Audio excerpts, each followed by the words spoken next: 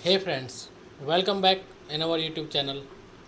जैसा कि आपको कल की क्लासेस में आपके लिए जो पॉलिटी की आपका बैच चल रहा है उसमें आपको आपका सिलेबस बताया गया था कि पॉलिटी में हमें पढ़ना क्या क्या है। तो आज से हमारी क्लासेस स्टार्ट होती हैं। सबसे पहले जो हमें पॉलिटी में पढ़ना हुआ है हिस्टोरिकल बैकग्राउंड। हम किसी भी चीज़ को जानने से पहले हमें उसके हिस्ट्री के बारे में पता होना ज़रूरी है। तो सबसे पहले हम पढ़ने वाले हैं हिस्टोरिकल बैकग्राउंड के बारे में। जो पॉलिटी का हमारी पहला चैप्टर है वो है हिस्टोरिकल बैकग्राउंड।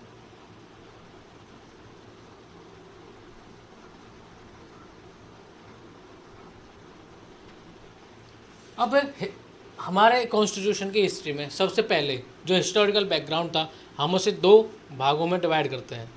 जो सबसे पहला होता है वो होता है कंपनी रूल।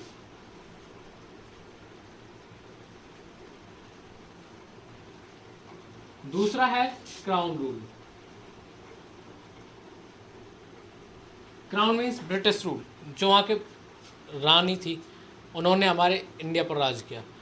तो ये शुरू होता है आपका 1858 से 1947 तक। ये आपका 1858 तक चलता है। तो हम आज इस चैप्टर में पढ़ेंगे कि हमारे जो कॉन्स्टिट्यूशन बनने से पहले हमारे जो भी ब्रिटिशर्स के हमारी कंपनी के रूल में जो भी एक्ट्स आए, जो भी चीज़ें आई, हम उनके बारे में आज डिस्कस करेंगे। तो सबसे पहले हम शुरू करते हैं कंपनी रूल से। कंपनी रूल का मतलब क्या है? कंपनी रूल का मतलब था जो भी ये हमारे देश में आए थे 1600 में, जब भी ईस्ट इंडिया कंपनी हमारे इंडिया में आई थी, तब ब्रिटिश की महारानी ने इन्हें एक प्रस्तावना दिया था कि आप मोनोपोली के साथ आप स्पेशल एक ऐसी कंपनी होगी जो इंडिया में ट्रेड कर सकते हो। वहाँ पर आपके कंपटीटर में यहाँ से कोई दूसरी कंपनी नहीं जाएगी। तो उसी उसी की वजह से जो यहाँ पे इनकी ईस्ट इंडिया कंपनी थी वो आई, उन्होंने अपना धीमे धीमे करके अपना राज्य यहाँ पे बनाया। तो उन्होंने जैसे जैसे इसे बनाया वैसे तो एक्चुअल में ये 1757 के कहा जाता है कि वहाँ से शुरू होता है, लेकिन नहीं, ये 1764 में जब एक असली के वॉर होती है आमने सामने, तब से हम मानते हैं कि ब्रिटिश कंपनी का रूल शुरू हो गया था इंडिया में। तो सबसे पहले कंपनी रूल में सबसे पहला जो एक्ट आता है वो था रेगुलेटिंग एक्ट ऑफ 1773।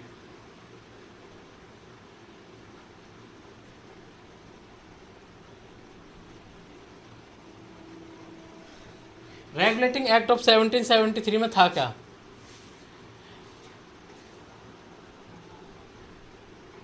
अब कंपनी को रेगुलेट करने की ज़रूरत क्या आ गई थी क्राउन को, क्योंकि ये कुछ ज़्यादा ही मोनोपोली दिखाने लगी थी। इससे प्रॉफिट इतना होने लगा था कि ये एकमात्र ऐसी कंपनी थी जो सिर्फ वहाँ से ब्रिटेन से इंडिया में ट्रेड कर सकती थी, बाकी अदर कोई कंपनी आ नहीं सकती थी। तो ऐसे प्रॉफिट काफ़ी होने लगा।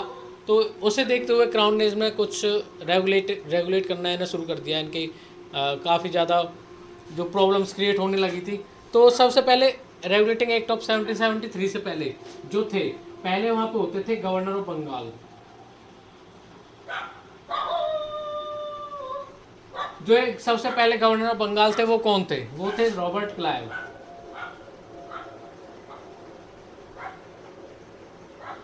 इस एक्ट के जरिए ये गवर्नर ऑफ बंगाल को हटाकर गवर्नर जनरल ऑफ बंगाल कर दिया गया।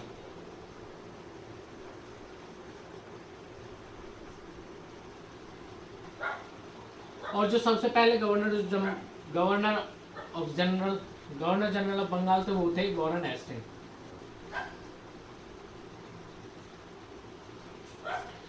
तो आपके यहीं से दो क्वेश्चन बन जाते हैं कि सबसे पहले गवर्नर ऑफ बंगाल कौन थे? सबसे पहले गवर्नर ऑफ बंगाल थे रॉबर्ट क्लाइव। और सेकंड क्वेश्चन, सबसे पहले गवर्नर जनरल ऑफ बंगाल कौन थे? वो थे आपके वॉरेन हेस्टिंग। तो आप ये दोनों को ध्यान रखिएगा कि गवर्नर ऑफ बंगाल और गवर्नर जनरल ऑफ बंगाल कौन थे। इसमें जो सबसे इम्पोर्टेंट एक और काम था वो था इन्होंने इस एक्ट के जरिए सुप्रीम कोर्ट ऑफ, इसमें सुप्रीम कोर्ट बना। और वो कहाँ पे बना? सुप्रीम कोर्ट बनाया गया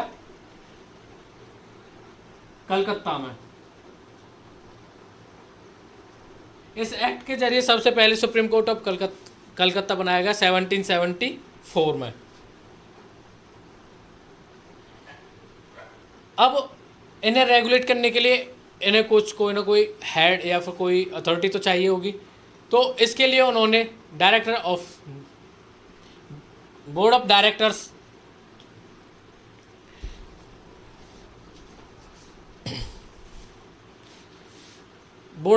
नहीं, कोर्ट ऑफ डायरेक्टर्स इन्होंने यहाँ पे रख दिए। इस एक्ट के जरिए इसमें एक कोर्ट ऑफ डायरेक्टर्स थे।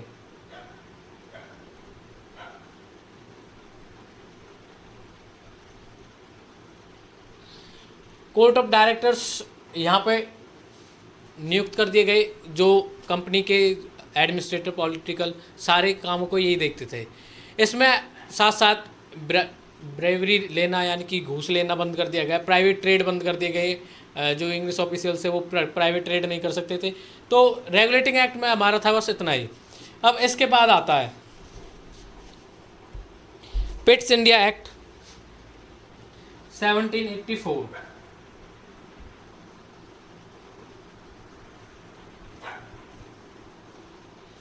पिट्स इंडिया एक्ट ऑफ 1784 में हमें बताया क्या गया।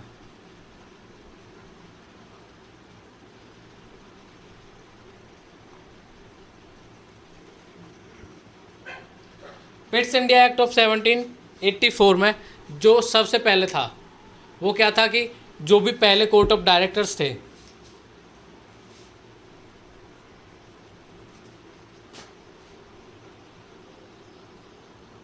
उनको तोड़कर एक और कमेटी इसमें बना दी बोर्ड ऑफ कंट्रोल के नाम से। अब इनका काम इन्हें अलग अलग सौंप दिया। जो भी कोर्ट ऑफ डायरेक्टर्स थे वो एडमिनिस्ट्रेटिव यानी कि जो उनके एडमिनिस्ट्रेशन से जो भी रिलेटेड इश्यू थे या कोई काम था वो देखते थे कोर्ट ऑफ डायरेक्टर्स, और जो पॉलिटिकली बेस्ड थे उन्हें देखते थे बोर्ड ऑफ कंट्रोल। तो यहाँ पे आके उन्होंने डिमार्केशंस लगा दी कि आपको अपने इस काम को देखना, आपको इस काम को देखना है। तो ये था आप हमारे जो इसमें आप कह सकते हो कि इसमें ना डायरकी चला दी उन्होंने।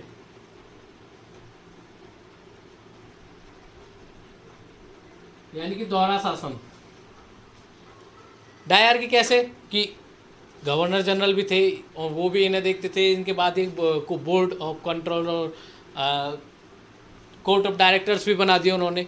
तो इसे यहाँ से हमारे इंडिया में शुरुआत होती है डायरकी की। तो ये था हमारा पिट्स इंडिया एक्ट के लिए जो भी था उसमें कि जो आपके लायक इम्पोर्टेंट था वो मैंने बता दिया।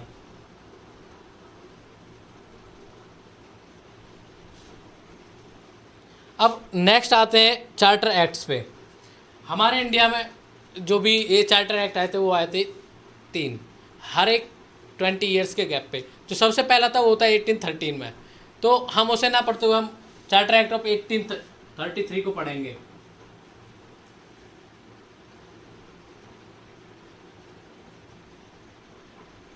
चार्टर एक्ट ऑफ 1833 इसमें भी जो सबसे इम्पोर्टेंट काम था कि वो यहाँ पे सबसे पहले जो पोस्ट थी गवर्नर जनरल ऑफ बंगाल उसे बदलकर यहाँ पर गवर्नर जनरल ऑफ इंडिया रख दिया गया। तो सबसे पहले थे गवर्नर ऑफ बंगाल, उनके बाद आए गवर्नर जनरल ऑफ बंगाल,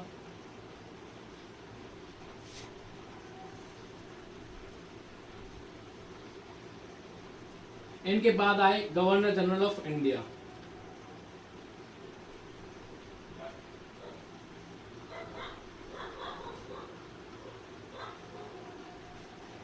तो जैसा कि आपको थोड़ी देर पहले ही बताया गया था कि गवर्नर ऑफ बंगाल थे सबसे पहले थे वो थे रॉबर्ट क्लाइव।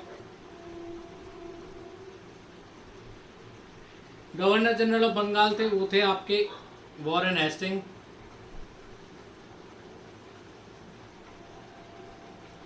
सबसे पहले गवर्नर जनरल ऑफ इंडिया थे वो थे आपके विलियम बेंटिक।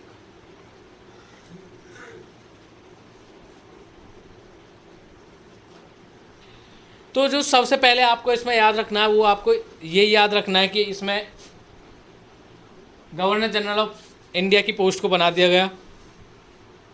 इसके बाद इस एक्ट के जरिए एक काम और हुआ, जो पब्लिक सर्विस कमीशंस थे जो सिविल सर्विसेज थी उनको एस्टेब्लिश करने की कोशिश की, बट वो इसमें फेल हो चुके थे।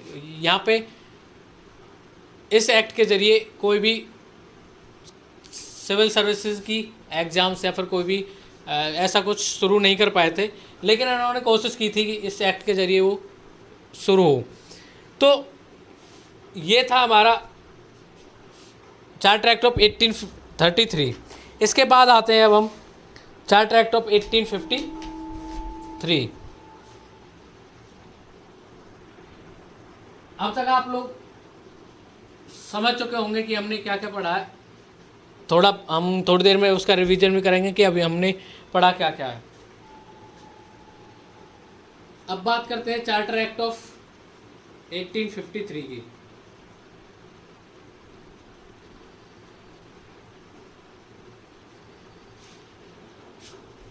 तो सबसे पहले चार्टर एक्ट ऑफ 1853 में जो शुरू हुआ है,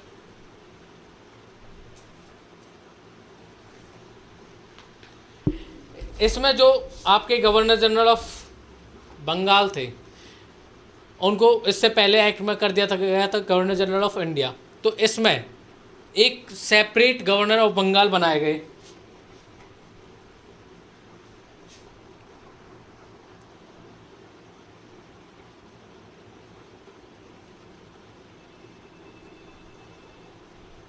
गवर्नर ऑफ बंगाल बनाए गए।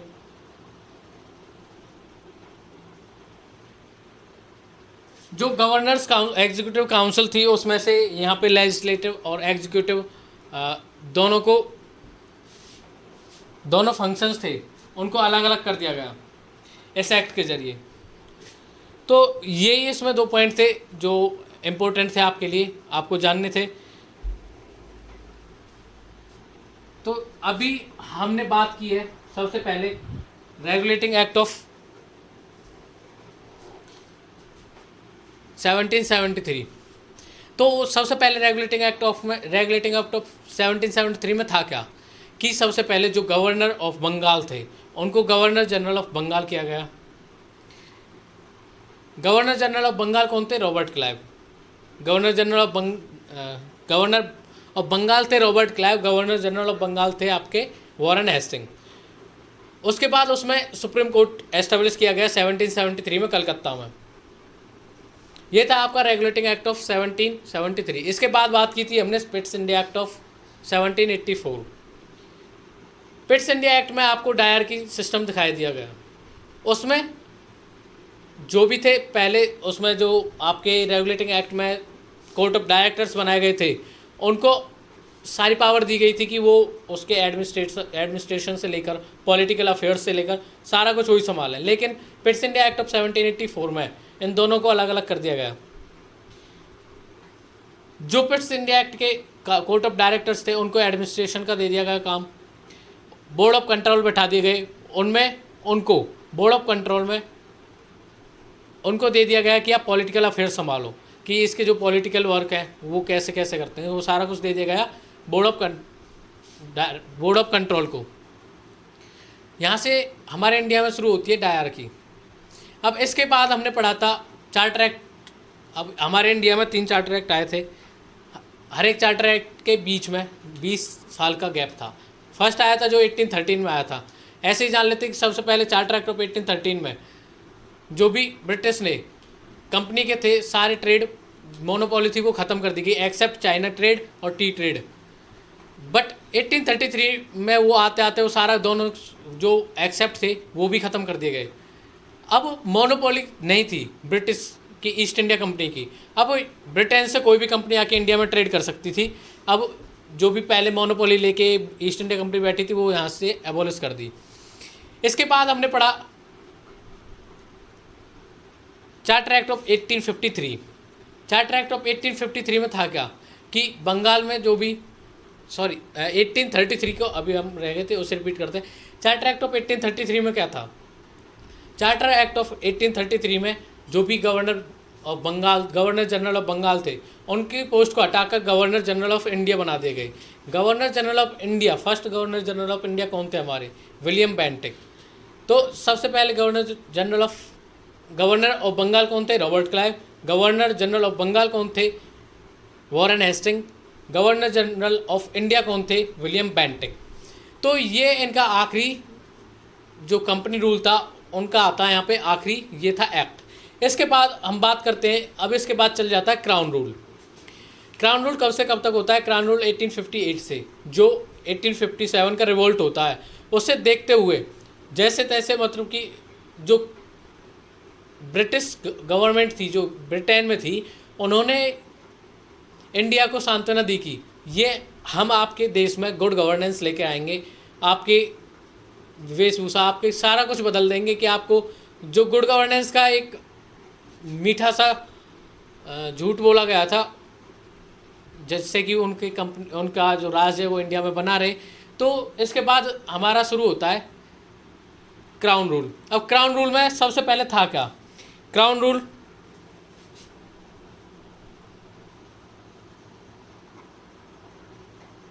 अभी हम बात करेंगे क्राउन रूल के एक्ट्स के बारे में, जो भी एक्ट आए थे, जो भी कुछ आया था क्राउन रूल के अंदर अंदर। तो अभी बात करने वाले हैं हम उसके बाद। तो हम अभी बात कर रहे थे क्राउन रूल के बारे में। क्राउन रूल में जो सबसे पहला था, जो सबसे पहले एक्ट आया था वो था गुड गवर्नेंस या फिर गवर्नमेंट ऑफ इंडिया एक्ट 1858। इसे गुड गवर्नेंस इन इंडिया के नाम से भी जाना जाता है। इसमें जो ब्रिटिश रानी थी, जो भी क्वीन थी, उन्होंने यहाँ पे कहा कि हम आपके लिए अच्छे दिन आएंगे, अच्छे दिन लाएंगे। तो उसी को लेके यहाँ पे good governance of India act आया गया। सबसे पहले जो था इसमें जो भी कंपनी रूल था उसे एबोलिश किया गया। यहाँ से आज से इस डेट के बाद इसमें क्राउन रूल चलने लगा। जो सबसे पहले इसमें पोस्ट चेंज की गई, जो पहले गवर्नर जनरल ऑफ इंडिया थे उनको हटाकर वायसरॉय ऑफ इंडिया किया गया। पहले जो गवर्नर थे वो कंपनी के बिहाफ पे आते थे, लेकिन अब डायरेक्टली जो क्वीन थी वहाँ की, उन्होंने सीधे नियुक्त किया यहाँ पे एक वायसरॉय ऑफ इंडिया। जो सबसे पहले वायसरॉय ऑफ इंडिया थे वो थे लॉर्ड कैनिंग। तो इसमें सबसे पहले जो बात है वो है वायसरॉय पोस्ट बनाई गई, और ये सबसे पहले वायसरॉय कौन थे? Lord Canning.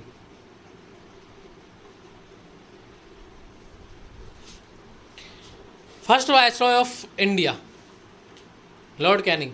याद रखना, मैं आपको कल की क्लास में दोबारा पूछूंगा इनको कि फर्स्ट गवर्नर जनरल या फिर first governor of Bengal, first governor general of India, first viceroy of India, ये कौन थे, वो आप लोगों को पता होने चाहिए। और इसमें जो दूसरी बात थी वो थी इसमें सेक्रेटरी ऑफ स्टेट बनाए गए, यानी कि जो बोर्ड ऑफ कंट्रोल्स या बोर्ड ऑफ डायरेक्टर्स थे उनको एबोलिश कर दिया गया। यहाँ पे डायरकी को ख़त्म कर दिया गया, ड्यूअल गवर्नमेंट को ख़त्म कर दिया गया, और यहाँ पे एस्टेब्लिश किया गया secretary of state for India in London. तो ये था हमारा कुछ गुड गवर्नेंस ऑफ एक्ट। इसके बाद आते हैं जो भी इसके बाद का जो नेक्स्ट एक्ट है वो था इंडियन काउंसिल एक्ट ऑफ 1861।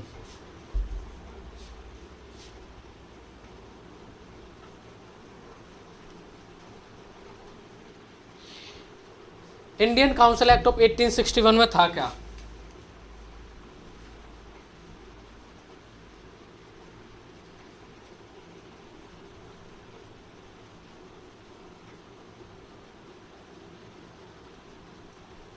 सबसे पहले जो लेजिस्लेटिव पावर्स थी बॉम्बे और मद्रास की, कलकत्ता के साथ साथ, तो उसमें कलकत्ता की जो लेजिस्लेटिव पावर थी वो उसी को दे रखी थी, लेकिन पिछले एक्ट्स में ये इनसे छीन ली गई थी। तो ये पहले रिस्टोर की गई इस एक्ट के ज़रिए। जो इनकी लेजिस्लेटिव पावर्स थी वो इनको रिस्टोर की गई, और कुछ नई लेजिस्लेटिव काउंसिल्स इसमें बनाई गई। इसमें 3 बनाई गई, Bengal, NWFP north west frontier province, और पंजाब। इनकी डेट्स भी याद कर लेना, 1862, 1866 एंड 1867, सॉरी 1890, हाँ 1897, इनमें कुछ जो थे वो यहाँ पे बनाए गए। इसके बाद जो ऑर्डिनेंस पावर थे, ऑर्डिनेंस मेकिंग पावर होती थी, वो सीधी वायसरॉय के हाथ में दे दी गई। इसमें एक चीज़ और की गई,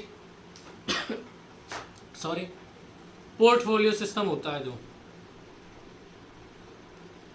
पोर्टफोलियो मीन्स, जैसे कि अभी आप देखते हो कि हमारे इंडिया में जो मिनिस्टर्स हैं, एक ही मिनिस्टर के पास दो दो मिनिस्ट्रीज होती हैं, यानी कि एक के पास दो या दो से ज़्यादा भी जितनी मिनिस्ट्री होंगी उसे कह देते हैं हम पोर्टफोलियो। तो उस हिसाब से वायसरॉय को यहाँ पर जो पोर्टफोलियो सिस्टम था ये दे दिया गया। इसके बाद बात करते हैं इंडियन काउंसिल एक्ट ऑफ 1892। हाँ, इसमें एक बात और कि जो नॉन ऑफिशियल मेंबर्स थे उनकी यहाँ पे जो पोस्ट थी वो सेंट्रल प्रोविंस में भी ला दिए गए थे। इसके बाद फिर बात करते हैं हम इंडियन काउंसिल एक्ट ऑफ 1892। इसमें कुछ ज़्यादा नहीं था, बस इसमें कुछ ही बात थी कि जो भी नॉन ऑफिशियल मेंबर्स थे, नॉन ऑफिशियल मीन्स जो डायरेक्टली इलेक्टेड हो या फिर इंडिया से हो, बिलोंग करते हो, उन्हें ये बोलते थे नॉन ऑफिशियल मेंबर्स। उनकी इसमें पोस्ट यानी कि उनकी काउंटिंग थी वो इंक्रीज़ कर दी गई। अब जैसे पहले 2 थे तो उन्हें 4 कर दिया गया।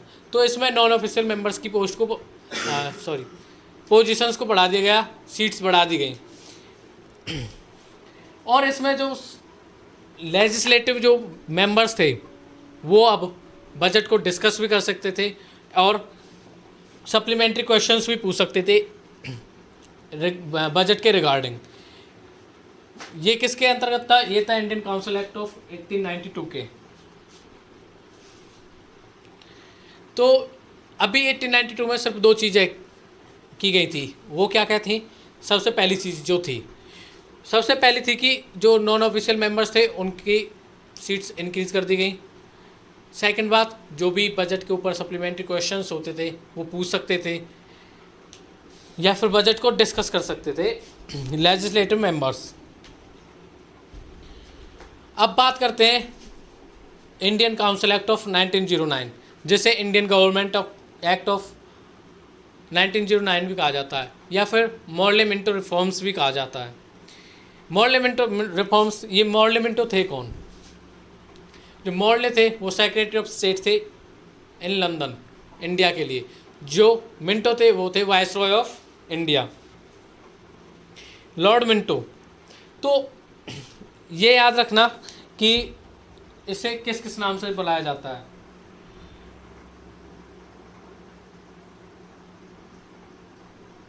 जो सबसे पहले इसे बुलाया जाता है वो होता है Indian council act of 1909।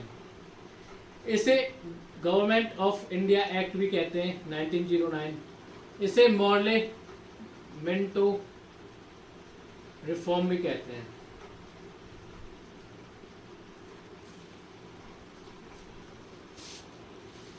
Morley Minto reform, जो मॉर्ले थे वो थे सेक्रेटरी ऑफ स्टेट और ये थे लॉर्ड मिंटो वायसरॉय।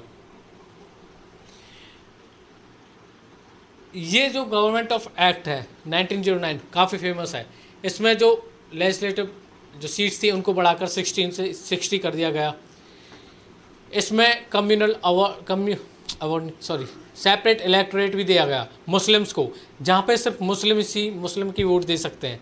तो ये इन लॉर्ड मिंटो को हमारे इंडिया में फादर ऑफ सेपरेट इलेक्टोरेट भी कहा जाता है, कम्युनल इलेक्टोरेट भी कहा जाता है हमारे देश में। जो लेजिस्लेटिव मेंबर्स थे इस एक्ट के जरिए कोई भी रिजोल्यूशन पास कर सकते थे बजट पे, कोई भी सप्लीमेंट्री क्वेश्चंस भी पूछ सकते थे रिगार्डिंग मिनिस्ट्रीज के। तो ये था हमारा कुछ गवर्नमेंट ऑफ इंडिया एक्ट 1909 के बारे में। एक बात और जो इसमें सबसे इम्पोर्टेंट थी कि इसमें जो एक मेंबर थे सत्येंद्र प्रसाद सिन्हा।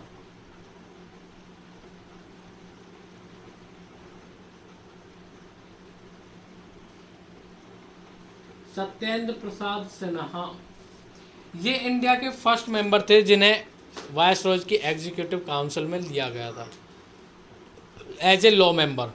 इन्होंने law member executive council act of executive councils of viceroy में नंबर आया था इनका, जो वहाँ पे नियुक्त किए गए थे।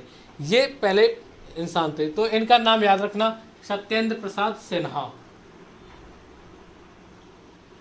अब बात करते हैं नेक्स्ट एक्ट पे, इंडियन काउंसिल एक्ट ऑफ 1909, ये हमारा हो गया। इसके बाद आता है government of India act 1919।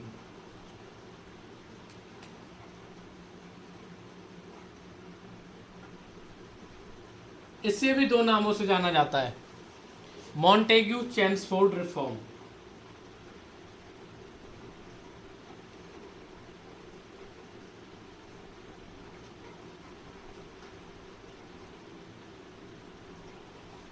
Montagu Chelmsford reforms 1919 के नाम से भी इसे जाना जाता है। तो मॉन्टेग्यू चेम्सफोर्ड रिफॉर्म में था क्या क्या?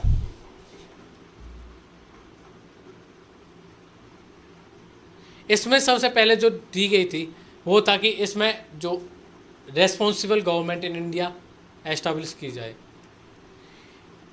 इसमें डायरकी का दोबारा से लागू कर दिया गया, जैसे कि रिजर्व लिस्ट और ट्रांसफर्ड लिस्ट या सब्जेक्ट, कुछ भी कह सकते हो। इसमें दो चीज़ बना दी गई, पहली रिजर्व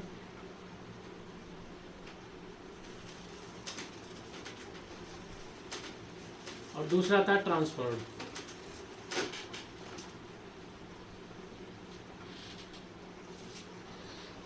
सबसे पहले जो रिजर्व लिस्ट थी, इसमें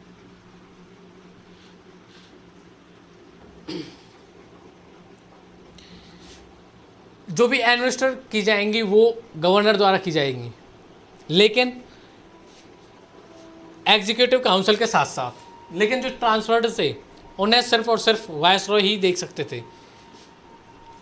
तो सिंपल सा वर्ड में जो भी मिनिस्ट्रीज थी उनको दो सब्जेक्ट्स में बांट दिया गया। सबसे पहले रिजर्व मीन्स जो सिर्फ और सिर्फ ब्रिटिश गवर्नमेंट के लिए रखी गई हैं, उन्हें कोई भी इंडियन या फिर कोई भी अदर मेंबर उनसे ना कोई क्वेश्चन कर सकता है, नहीं कुछ भी नहीं कर सकता था। ये थे रिजर्व।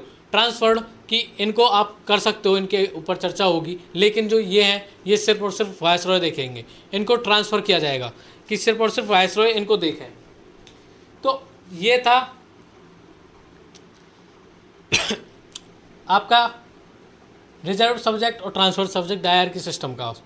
इसके बाद जो थे बजट था, इसमें बजट को सेंट्रल और प्रोविंशियल बजट को सेपरेट कर दिया गया। इसमें जो प्रोविंशियल बजट होगा वो प्रोविंशियल लेजिस्लेचर में खुद अपना बजट निकाल सकते हैं। तो इसमें दूसरी बात थी कि जो बजट था सेपरेट कर दिया गया, बजट सेपरेट हो गया इसमें। इसके बाद फिर इस एक्ट के जरिए पब्लिक सर्विस कमीशन बनाया गया। पब्लिक सर्विस कमीशन जो सेंट्रल पब्लिक सर्विस कमीशन था, सेंट्रल पब्लिक सर्विस कमीशन 1926 में इस एक्ट के जरिए बनाया गया। इसमें जो पहले वो थे कम्युनल या फिर इलेक्टोरेट थे, जो सेपरेट इलेक्टोरेट थे, उसे और बढ़ावा दे दिया गया। इसमें कई और कास्ट को जोड़ दिया गया, रिलीजन्स को, एंग्लो इंडियंस जोड़ दिए गए। इसमें आपके डिप्रेस्ड क्लासेस इसमें जोड़ दी गई। इसमें कई क्लासेस को और जोड़ दिया गया, वुमेन्स को जोड़ दिया गया। तो इसमें जो भी हमारे देश में था सेपरेट इलेक्टोरेट को और बढ़ावा दिया गया था इस एक्ट के ज़रिए। इसमें जो फ्रेंचाइजी थी वो अभी भी लिमिटेड थी। इसमें सिर्फ और सिर्फ 10% पॉपुलेशन इसमें दे सकती थी। 10% इसमें आप कह सकते हो कि जो टैक्स पेयर्स थे वो इसमें वोट दे सकते थे, जो पढ़े लिखे लोग थे वो थे। जो इसकी हमारे देश की आम जनता थी, जो मेन भूमिका निभाने वाली जनता थी, उसको यहाँ से दूर किया गया। इसमें फर्स्ट टाइम डायरेक्ट इलेक्शन किए गए इंडिया में। फर्स्ट टाइम डायरेक्ट इलेक्शन किस एक्ट के जरिए हुए? Government of India act 1919, Montagu Chelmsford reform. और ये याद रखना कि मॉन्टेग्यू और चैमसूट थे कौन। मॉन्टेग्यू जो थे वो secretary of state of for India थे, और जो चैमसूट थे वो वायसरॉय ऑफ इंडिया थे। ये था हमारा government of India act of 1919। इसके बाद हम बात करते हैं, दो छोटे छोटे से टॉपिक हैं इसमें, इसके बाद फिर हमारी क्लास ओवर हो जाएगी, जो मेन दो टॉपिक हैं उनको करने के बाद। तो इसके बाद हम बात करते हैं साइमन कमीशन। आप लोगों ने सुना होगा साइमन कमीशन के बारे में कई बार। ये साइमन कमीशन था क्या?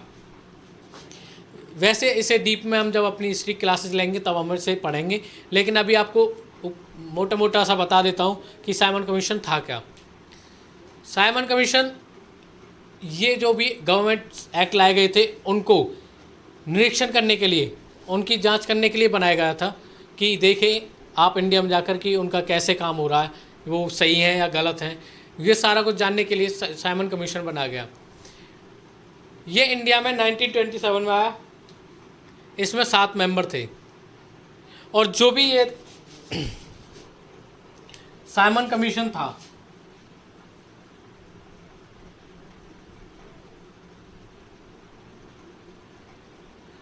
ये पर्टिकुलर टाइम से 2 साल पहले आ गया इंडिया में।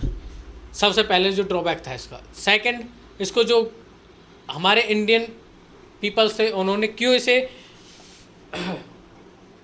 विदड्रॉ किया या फिर उसका बॉयकॉट किया, वो सबसे पहला था कि ये 2 साल पहले आया।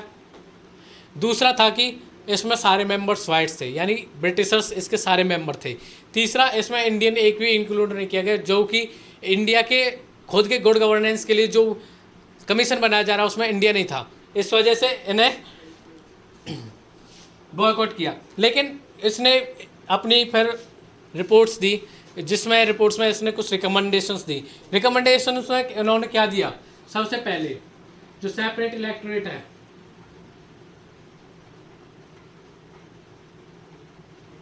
इसे कंटिन्यू रखें।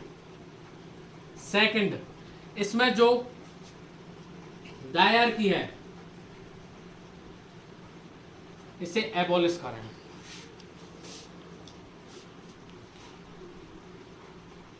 इंडिया में फेडरल गवर्नमेंट बनाए, ब्रिटिश इंडिया एंड प्रोविंस के लिए।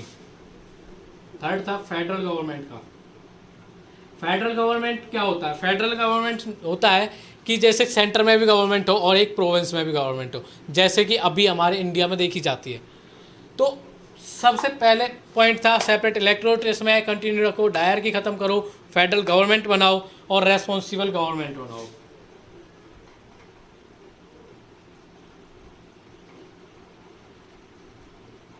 इसमें बात की गई रेस्पॉन्सिबल गवर्नमेंट की।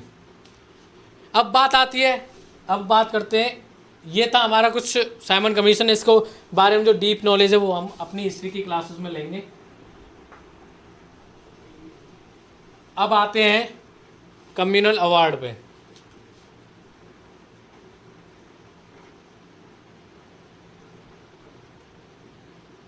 ये कम्युनल अवार्ड था क्या, इसके फीचर्स क्या थे?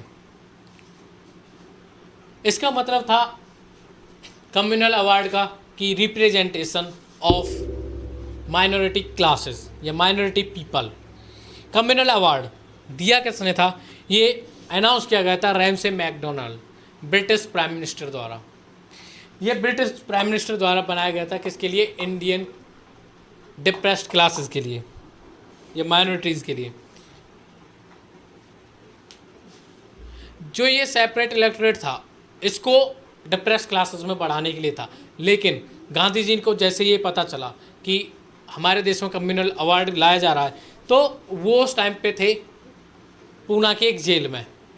वहाँ पर उन्होंने अपना फास्ट रखा कि टिल डेथ तक का फास्ट रखा, मृत्यु तक का, जिससे कि इंडिया में ये कम्युनल अवार्ड ना आए। तो उसके जैसे ही उन्होंने फास्ट रखा तो डॉक्टर भीमराव अम्बेडकर थे, जो अपनी डिप्रेस क्लासेस के लीडर थे, वो उनसे मिलने गए। वहाँ उनकी बातचीत हुई थी। बातचीत होने के बाद गांधी जी ने एक निष्कर्ष निकाला कि आप ये कम्युनल अवार्ड छोड़ दो, ये एक अच्छी चीज़ नहीं है। तो जैसे तैसे उन्होंने समझाया अम्बेडकर जी को अम्बेडकर जी को कहा कि आप कम्युनल अवार्ड की जगह रिजर्वेशन ले लीजिए आप अपनी सीट्स की, कि आपको इतनी सीट्स रिजर्व चाहिए। तो यहाँ पे जो भी ये इनके बीच में बातें हुई उन्हें पूना पैक्ट भी कहा जाता है। तो इन्हें पूना पैक्ट के जरिए भी जो गांधी जी और अम्बेडकर जी की बातें हैं उन्हें पूना पैक्ट कहा जाता है। ये भी आपको हिस्ट्री में दिखाई देंगे, जब हम अपनी हिस्ट्री की क्लासेस पढ़ेंगे तब हम जानेंगे कम्युनल अवार्ड और पूना पैक्ट और साइमन कमीशन के बारे में अच्छे से। अभी हम बात करते हैं गवर्नमेंट ऑफ इंडिया एक्ट 1935 की। Government of India act 1935, government of India act 1935 ये एक वेरी वेरी इम्पोर्टेंट एक्ट है। इसी पे हमारा जो कॉन्स्टिट्यूशन है, हाँ, अब हमारा कॉन्स्टिट्यूशन इसी एक्ट के प्रोविजंस पे लागू है।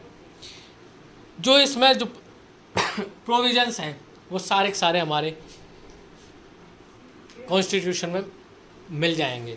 तो इसमें सबसे पहले था क्या, इसमें सबसे पहले जो था एक फेडरल कोर्ट एस्टैब्लिश किया गया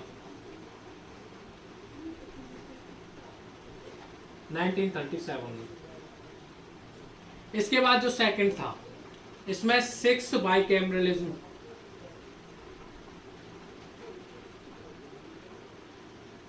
प्रोविंस बनाई गई। बाइकैमरलिज्म मीन्स जहाँ पे 2 हाउसेज हों, यानी कि एक लोकसभा राज्यसभा, इस जैसे इन्हें कहते हैं बाइकैमरलिज्म, जहाँ पे 2 हाउसेज बनाए गए हों, लोअर हाउस और अपर हाउस। तो ये 6 स्टेट जो प्रोविंस थी वो थी। ये थी कौन कौन सी, सबसे पहली बॉम्बे, दूसरी बंगाल, तीसरी मद्रास, चौथी असम, और जो 5वीं थी वो थी बिहार, 6वीं थी यूनाइटेड प्रोविंस।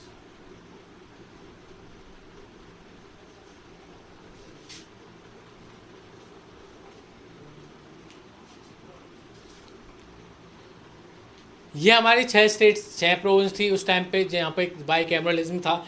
इसके बाद जो एक्ट ऑफ 1919 में था कि फ्रेंचाइजी थी वो टैक्स पेयर्स पे थी और लेडीज़ पे थी, वो था।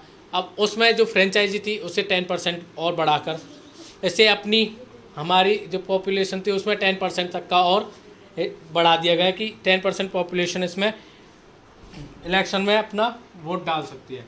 10% फ्रेंचाइजी थी वो बढ़ा दी। इसमें जो सेपरेट इलेक्टोरेट था इसमें और बढ़ा दिया गया। इसमें शेड्यूल कास्ट को भी इसमें ऐड कर दिया गया, वुमेन्स को भी, लेबर को भी। जो सेपरेट इलेक्टोरेट था उसमें और वृद्धि की गई। इसमें सेपरेट इलेक्टोरेट को बढ़ाया गया।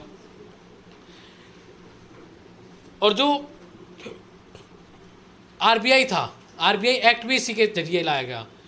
जो भी आरबीआई एक्ट था, provision of RBI act, RBI भी इसी एक्ट के जरिए बनी। जो फेडरल पब्लिक सर्विस कमीशन थे, जॉइंट कमीशन थे, प्रोविंशियल पब्लिक सर्विस कमीशन थे, वो सभी इसी एक्ट के जरिए बनाए गए। तो इसमें 3 लिस्ट बनाई गई, फेडरल, प्रोविंस और रेजिड्यूरी या कंकरेंट। 3 लिस्ट थी, फेडरल, प्रोविंशियल और कंकरेंट। जो फेडरल लिस्ट थी उनमें सिर्फ और सिर्फ आपकी सेंट्रल गवर्नमेंट थी वो अपने लॉज बना सकती थी, लेकिन जो प्रोविंशियल थी उसमें सिर्फ और सिर्फ आपकी प्रोविंस से बनाएंगी। जो तीसरा लिस्ट थी वो है कंकरेंट लिस्ट, उसमें आपके प्रोविंशियल और सेंट्रल दोनों अपने अपने लॉज बना सकते हैं।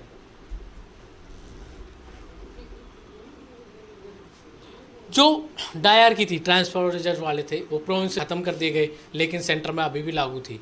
तो ये इसके कुछ मेन टॉपिक्स थे गवर्नमेंट ऑफ इंडिया एक्ट 1935 की। जब हम इसके कंपोजिशन की बात करें तो इसमें मतलब कि जो एक्ट था इसमें कितना बड़ा था, तो आप खुद सोचना। इसमें 10 सेक्शन थे और 321 इसमें थे, 10 शेड्यूल थे इसमें और 321 थे सेक्शंस। ये था हमारा गवर्नमेंट ऑफ इंडिया एक्ट 1935। इसके बाद आते हैं हम गवर्नमेंट ऑफ इंडिया एक्ट 1947 या फिर independence act of 1947। Independence act of 1947 जैसा कि आपको नाम से पता चल रहा होगा इंडिपेंडेंस के लिए था। तो ये था आपका पार्टीशन के लिए। इसमें जो थे प्रोविज़न थे, इंडिया का पार्टीशन किया गया। सबसे पहले पार्टीशन ऑफ इंडिया इसी एक्ट के ज़रिए हुआ। सेकंड जो प्रोविज़न था, इसमें जो ब्रिटिश था, एम्पर ऑफ इंडिया था, वो ड्रॉप कर दिया गया। टाइटल था जो ब्रिटिश गवर्नमेंट ने जो ले रखा था। इसमें ऑफिस ऑफ वायसरॉय ख़त्म कर दी गई। इसमें office of secretary of states हटा दिए गए। इसमें जो भी जैसे कि कॉमनवेल्थ थे, इसमें इंडिया को परमिशन दी गई कि इनका जब मन के इसमें से हट जाएंगे। तो कुल मिलाकर ये हमारे इंडिया के फेवर में था जितना भी था। इससे सॉवरेन स्टेट्स बनी। इस एक्ट के ज़रिए 2 सॉवरेन कंट्री थी, फर्स्ट इंडिया, सेकंड पाकिस्तान। दोनों अपने आप से निर्णय या फिर अपने जो भी डिसीजंस थे वो खुद ले सकते थे। तो इस एक्ट के बाद ये पूरी तरह सॉवरेन कंट्री हो चुकी थी। इसमें इस एक्ट के ज़रिए जो एक्ट के बाद जो हमारे फर्स्ट वायसरॉय, जो हमारे लास्ट वायसरॉय थे इंडिया के, जो लास्ट वायसरॉय थे वो थे लॉर्ड माउंटबेटन। तो इसी के साथ हमारी आज की क्लास ख़त्म होती है। आज हमने पढ़ा, क्या क्या पढ़ा था हमने? क्राउन रूल पढ़ा था। क्राउन रूल के अंदर उनके जो भी एक्ट्स थे वो पढ़े थे। कंपनी रूल पढ़ी थी, कंपनी रूल के अंदर जो भी एक्ट्स थे वो पढ़े थे। तो ये आज की हमारी क्लास थी। आज की क्लास हमारी यहाँ पे ख़त्म होती है। तो कल हम फिर दोबारा मिलते हैं सुबह अपनी नई क्लास के साथ, अपने नए चैप्टर के साथ।